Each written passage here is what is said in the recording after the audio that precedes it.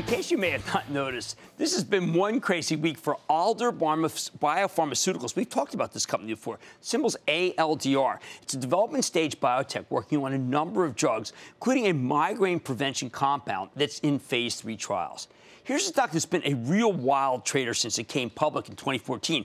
Got hammered last year, but so far 2018 has been a very good year for these guys. In less than 2 weeks, Alder's seen its stock rally more than 50%, including nearly 40% gains since last Friday. The reason? The company showed up at this week's big JP Morgan Confab, that healthcare conference I keep telling you about, with 3 very important pieces of good news. They had some strong clinical trial results, basically a more detailed version of the supposedly disappointing data we saw last summer that caused the stock to get hammered. They also announced new financing, and that allowed the company to settle some pending litigation with the gigantic Teva Pharmaceuticals, which, by the way, has gotten red hot itself. Suddenly, this whole story looks a lot more promising. So let's check in with Randall Schatzman. He's the co-founder, president, and CEO of Alder Pharmaceuticals. Hear more about how his company's doing and where it is headed. Mr. Schatzman, welcome to Mad Money. Thank you, Jim. It's good to be back with you. All right, sir. Can you explain to our audience, what the trial results you announced earlier this week were and the significance of them for sufferers of migraines? Yeah, so the trial that we announced this week, Jim, was the top-line data from what we call a phase 3 trial, which is one of the last trials that a company conducts before we ask the FDA to approve the drug for commercialization. And in this case, we were studying a drug that's known as eptinezumab in a group of patients that are what we call chronic migraine patients. And on average, these patients had about 16 migraines that they suffered every month of their life. And what the trial showed was that when we administer eptinezumab in these patients, as soon as day 1, we can see a dramatic clinical benefit. 50% less migraines on day 1. That efficacy persists through the study, and we also demonstrated a very high level of magnitude of effect. And what I mean by that is that about 15% of the patients in the study had 0 migraines for the 12-week duration of that study, and that's going from 16 migraines down to 0. And this is with a single dose of eptinezumab that lasted the full 3 months of the study. Okay, so we think it's an opportunity to. Well, I was going to say, we think it's an opportunity to really transform how migraine is treated today. I totally agree, but I'm trying to figure out what was different. You know, during the summer, we had such high hopes, and the stock did go down rather dramatically from 17 to 8. And what happened in that period versus now that has made it so you and obviously the people who've run the trial are much more confident? Yeah, so that's a great question.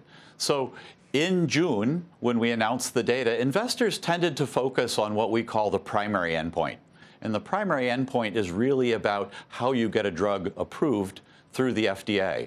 And while our results were significant with that endpoint, they were actually sort of in the middle to the low end of the class. Okay. And as you know, we have 3 big competitors in the space.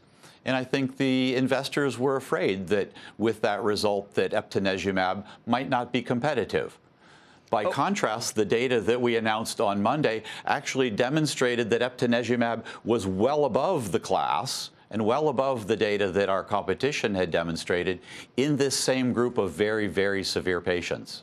Okay, so why would I prefer your drug to the current Allergan and Amgen tests that are going on right now?